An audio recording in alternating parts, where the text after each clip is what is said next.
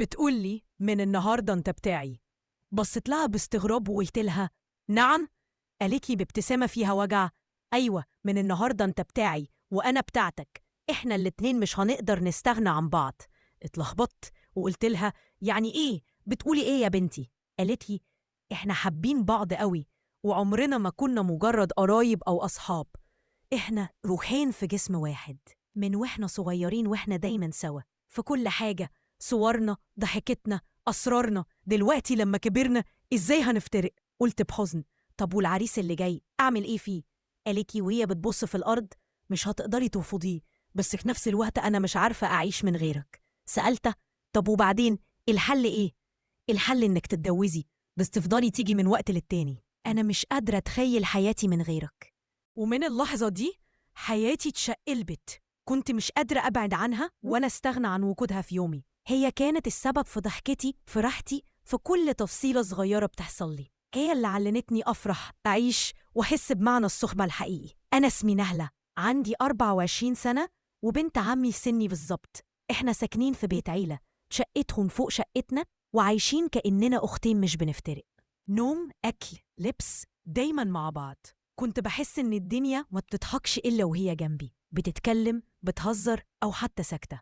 كبرنا سوا وعدينا مراحل كتير مع بعض، فرح، تعب، خوف، وكل حاجة. بس مع الوقت قربنا بقى مختلف، بقى في إحساس غريب، مزيج بين التعلق والاحتياج. وفي يوم قالت لي تفتكري ممكن نفضل كده طول العمر؟ قلت لها يعني إيه؟ قالت يعني نفضل سوا مهما حصل. ضحكت وقلت الناس هتقول علينا إيه؟ ردت وهي بتكتم دموعها خلي الناس تقول اللي تقوله، أنا مش قادرة أبعد عنك يا نهلة. فضلنا ساكتين لحظة والهدوء بينا كان مليان مشاعر مش مفهومة.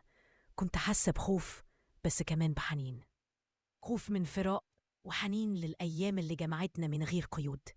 من اليوم ده وأنا بقيت عايشة بين نارين، قلبي معاها وعقلي بيقولي إن الطريق ده صعب. عدى الوقت وتخرجنا من الكلية وكل واحدة فينا بقت قدامها طريق. هي جالها عريس من البلد وأنا جالي ابن عمي اللي عايش بره. كنت بعيط وأنا بقول لها هسيبك إزاي؟ ده أنا متعودة على وجودك في كل تفصيلة في حياتي.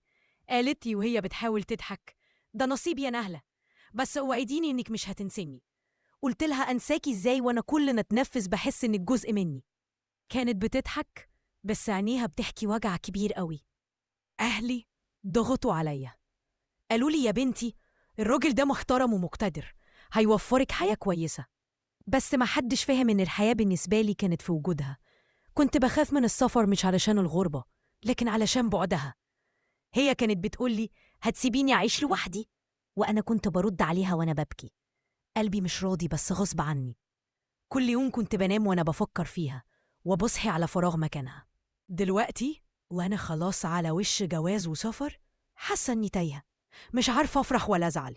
فرحانة إن حياتي هتبتدي بس زعلانة إن جزء مني هيفضل ورا، في بيتنا، في ضحكتها، في تفاصيلها. كل يوم بتكلمني وتقولي خايفة يا نهلة، وأنا برد عليها وأنا أكتر، بس لازم يمشي.